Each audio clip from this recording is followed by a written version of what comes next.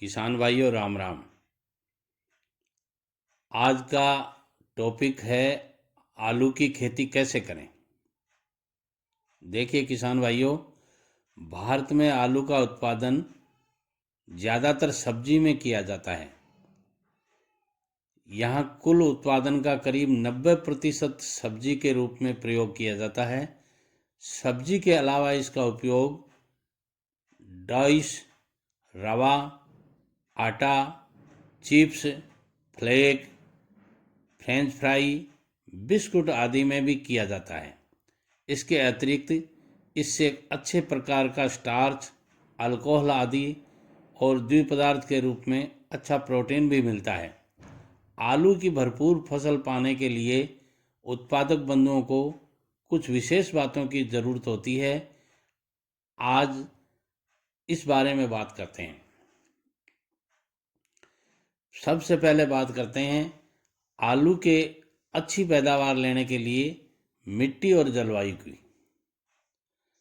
आलू के लिए दोमट तथा बलुई दोमट मिट्टियाँ जिनमें जैविक पदार्थ की बहुलता हो वो सबसे ज़्यादा अच्छी रहती हैं।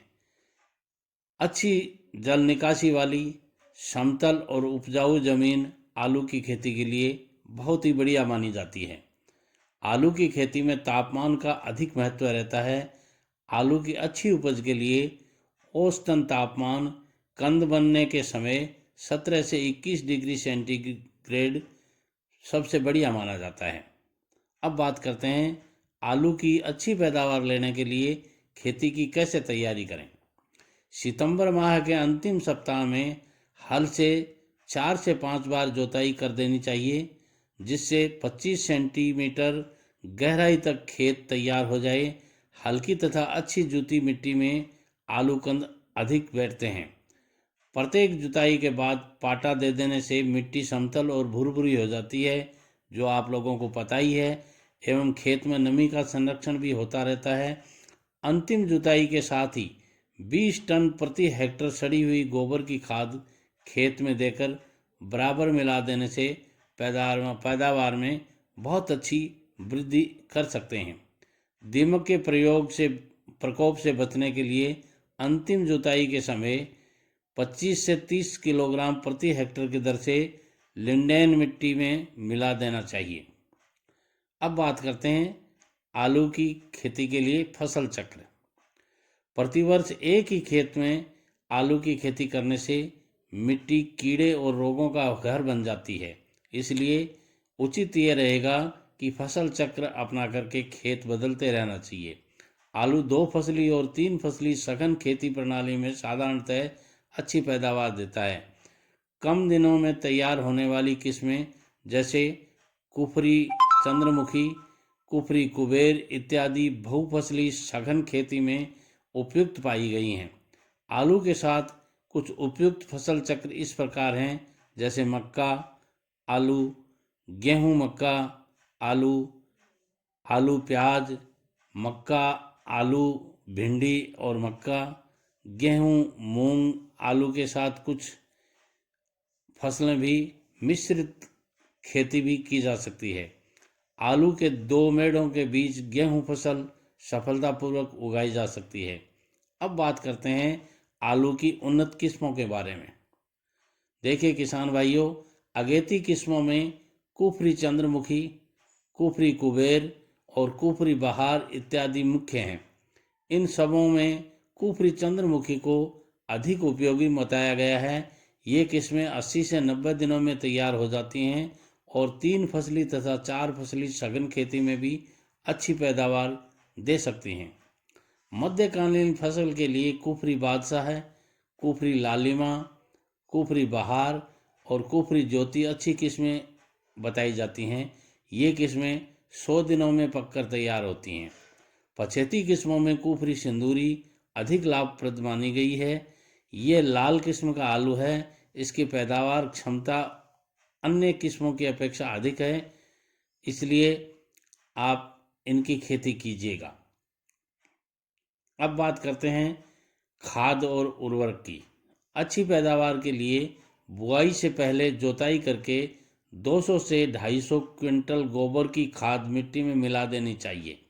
इसके साथ 180 kilogram nitrogen, 80 kilogram phosphorus, 25 kilogram zinc sulphate और 120 किलोग्राम पोटास प्रति हेक्टर की आवश्यकता होती है। या फिर इसके लिए 2.5 क्विंटल यूरिया या 5 से 6 क्विंटल अमोनियम सल्फेट देना चाहिए। नाइट्रोजन का आधा हिस्सा बोते समय और शेष आधी मात्रा मिट्टी चढ़ाते समय देना उत्तम माना जाता है। 5 से 6 क्विंटल सिंगल सुपर फॉस्फेट और करीब 1.5 क्विंटल म्यूरिएट ऑफ पोटास प्रति हेक्टर बोते समय दे देना चाहिए।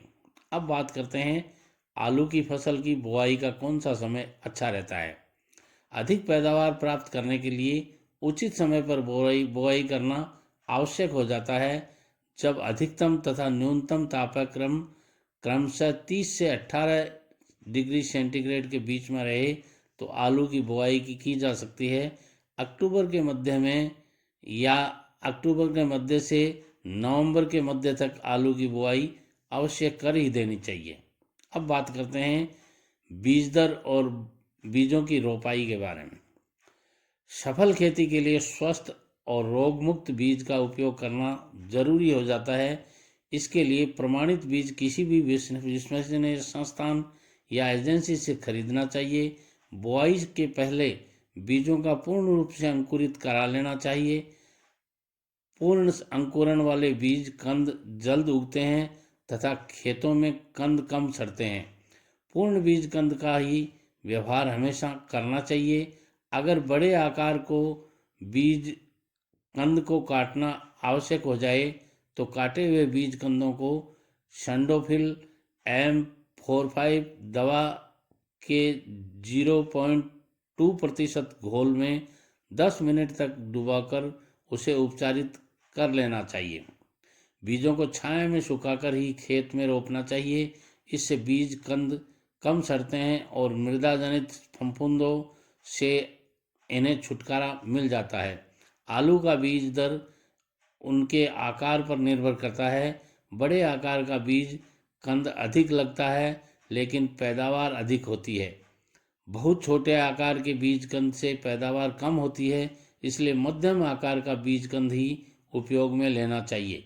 40 से 50 ग्राम आकार का बीज लगाने से 1 हेक्टर में 40 से 50 क्विंटल और छोटे आकार 25 से 30 ग्राम का लगाने से 25 से 30 क्विंटल बीज की आवश्यकता होती है। खेत को अच्छी तरह तैयार कर लेने के बाद बुआई के लिए 50 सेंटीमीटर की दूरी पर मेड़ बना लेनी चाहिए। उसमें रासायनिक खादों का मिश्रण देकर मिट्टी में अच्छी प्रकार मिला देना चाहिए। मेड़ों की 20 सेंटीमीटर की दूरी पर बीज को रखकर उसे 10 सेंटीमीटर ऊंची मेड़ से ढककर दिया जाना चाहिए। बुआई के बाद 2 मेड़ों के बीच में सिंचाई की नाली बना देनी चाहिए जिससे सिंचाई में सुविधा हो। अब बात करते हैं निराई और गुड़ाई की और मिट्टी के चढ़ाने की। पौधे जब 25 से 30 दिन के हो जाएं तो पंक्तियों में निराई गुड़ाई करके खरपतवार को साफ कर देना चाहिए। मिट्टी को भुरभुरा कर देना चाहिए। निराई गुड़ाई के बाद में नाइट्रोजन खाद की आधी मात्रा जड़ से 50 सेंटीमीटर की दूरी पर छिड़क कर मिट्टी चढ़ा देनी चाहिए।